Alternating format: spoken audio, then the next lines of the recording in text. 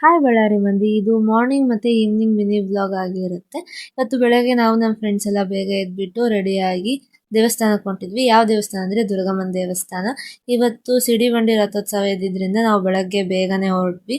ಆಮೇಲೆ ಲೇಟ್ ಆಗಿಬಿಟ್ರೆ ಬಿಸಿಲು ಜಾಸ್ತಿ ಆಗುತ್ತೆ ಅಂತ ದೇವಸ್ಥಾನದ ಹೊರಗಡೆ ನಮ್ಮ ಫ್ರೆಂಡ್ಸ್ ಎಲ್ಲ ಹಣ್ಣು ಕಾಯಿ ತಗೊಂಡ್ರು. ಅದನ್ನ ತಗೊಂಡು ದೇವಸ್ಥಾನದ ಒಳಗಡೆ ಹೋದ್ವಿ. ತುಂಬಾನೇ ಜನ ಇದ್ರು. ಬೆಳಗ್ಗೆ 2:30ಇಂದಾನೇ ಬರ್ತಿದ್ರಂತೆ.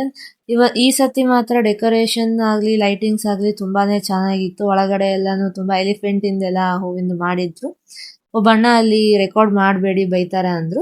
ನಾವು ಆ ದರ್ಶನ ಮಾಡಕ್ಕೆ 6:30ಗೆ ಹೋಗಿದ್ದು. ಕ್ಯೂ ಅಲ್ಲಿ ನಿಂತ್ಕೊಂಡು ಹೊರಗಡೆ ಬರತ್ಲೆ 8:30 ಆಯ್ತು. ಹಾಗೆ ಹೊರಗಡೆ ಬಂದು ನಿಂತು ಸಾಕಾಗಿತ್ತು ಅಂತ ಸ್ವಲ್ಪ ಹೊತ್ತು ಕುತ್ಕೊಂಡು ಹೊರಗಡೆ ಬಂದು ಪ್ರಸಾದ ಇಸ್ಕೊಂಡು ಆಮೇಲೆ ಪ್ರತಿ ವರ್ಷನೂ ಬಳೆ ಫ್ರೀ ಆಗಿ ಕೊಡ್ತಾರೆ, ಹಸಿರು ಬಳೆ ಎಲ್ಲ ಹೆಣ್ಮಕ್ಳಿಗೂ. ಹಾಸ್ಟೆಲಿಗೆ ಹೋಗೋ ದಾರಿಲಿ ಪ್ರಸಾದ ಇಟ್ಟಿದ್ರು. ಹಾಗೆ ಹಾಸ್ಟೆಲಲ್ಲಿ ಏನು ಟಿಫನ್ ಮಾಡೋದಂತಂದು ಅಲ್ಲೇ ತಿನ್ಕೊಂಡು ಹೋದ್ವಿ. ಮತ್ತೆ ಸಂಜೆ ರೆಡಿ ಆಗಿಬಿಟ್ಟು ರಥೋತ್ಸವಕ್ಕೆ ಹೊರಟ್ವಿ. ಹಾಸ್ಟೆಲಲ್ಲಿ ಯಾರನ್ನೂ ಹೊರಗಡೆ ಬಿಡಂಗಿಲ್ಲ, ಪೇರೆಂಟ್ಸ್ ಬಂದ್ರೆ ಅಷ್ಟೇ ಬಿಡ್ತೀವಿ ಅಂತ ಹೇಳಿದ್ರು. ಬಿಸಿಲಿದ್ದಕ್ಕೆ ನಾವೆಲ್ಲರೂ ಹಿಂಗೆ ಹೊಚ್ಕೊಂಡು ನಿಂತ್ಕೊಂಡ್ರೆ ನಮ್ಮ ಫ್ರೆಂಡ್ ಅದನ್ನೇ ವಿಡಿಯೋ ಮಾಡಿದ್ದಾಳೆ. ಆಮೇಲೆ ಎತ್ತುಗಳಿಗೆಲ್ಲ ಚೆನ್ನಾಗಿ ಅಲಂಕಾರ ಮಾಡಿದ್ರು.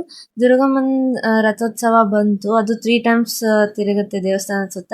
ಆದರೆ ನಾವು ಒಂದ್ಸತಿ ನೋಡ್ಕೊಂಡು ಹಾಗೆ ವಾಪಸ್ ಬಂದ್ಬಿಟ್ವಿ, ಲೇಟ್ ಆಗುತ್ತೆ ಅಂತಂದೇಳಿ. ಇದಾಗಿತ್ತು ಇವತ್ತಿನ ಮಿನಿ ವ್ಲಾಗ್. ವಿಡಿಯೋ ಇಷ್ಟ ಆದರೆ ಲೈಕ್ ಮಾಡಿ, ಸಪೋರ್ಟ್ ಮಾಡಿ. Thank you for watching. Next ವಿಡಿಯೋದಲ್ಲಿ ಸಿಗೋಣ.